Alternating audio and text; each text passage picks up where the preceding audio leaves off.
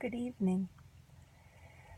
I'm in my car in Keene after a hot yoga class. It was gentle yoga in the hot room. There were maybe 8 of us there. One guy, the rest ladies, and most of them 10, 20 years older than I am. And I have to say, I think that's my crew. I think women 10 to 20 years older than I am. Maybe 5 to 20 years older than I am. It's an energy that I like a lot. And the other classes I've been in have been mostly more younger. Still a mix, but a lot of young women. I think a lot of young women from the college come over. I suspect, and then some young moms, and honestly, probably they aren't young moms. Young moms don't really make it to hot yoga class that often.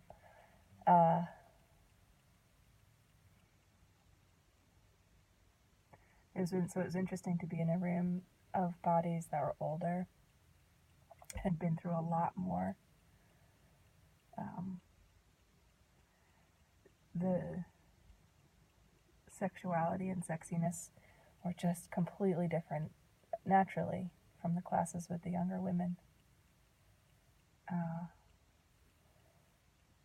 And the power is less outward.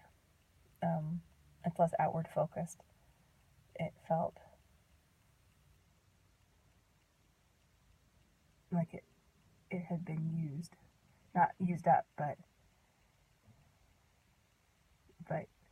used, but engaged, fully engaged.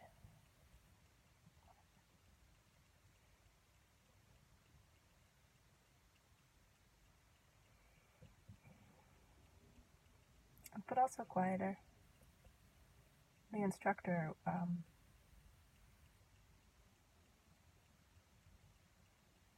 she had a nicely nutty they make her sound like a coffee bean flavor but she had a nicely nutty grounded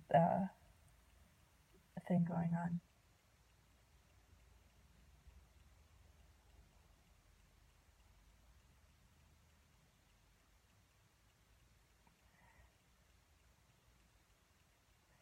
It's usually better when I make these videos when I'm struggling with something. I have a question and there's some sort of shame exposure happening. They tend to be the more interesting ones. After hot yoga, I don't feel a lot of that. I worry about money. I worry about Syria.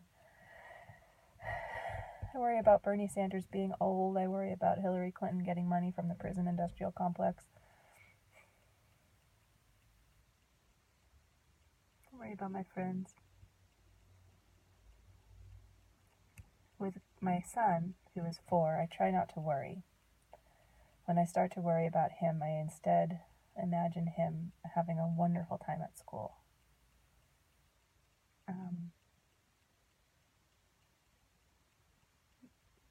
Because what my husband Bob and I believe around him tends to come true. So if we're perseverating on things not working, the situation doesn't really work. But I've noticed if we're okay, if both of us are peaceful or open to success and joy for our son, it kind of happens that way. That might be some magical thinking, but I'll take it. I think it's acceptable magical thinking.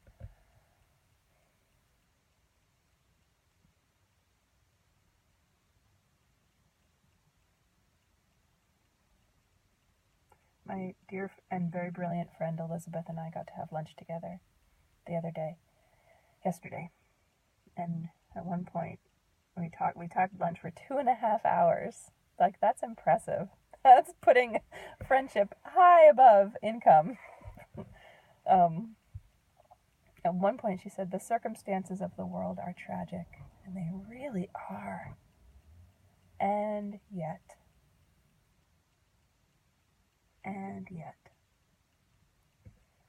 I might volunteer for Carry Me Home It's the organization in the Brattleboro area that collects baby carriers and other items of warm clothing for refugees, for Syrian refugees. You can find them on Facebook, Carry Me Home. And I volunteer for the Red Cap Run, which is next weekend, the 13th. It's a 4-mile run or walk and a 1-mile children's run that raises money for a local family in crisis. It's a different family every year. And it's very special to spend time on that. Again, it does not generate income, but I've had a great time. I just fall in love with the ladies who organize it every year, and they happen to be just slightly older than I am, and I just adore them. Not much older, really. And certainly in spirit and energy, perhaps even younger.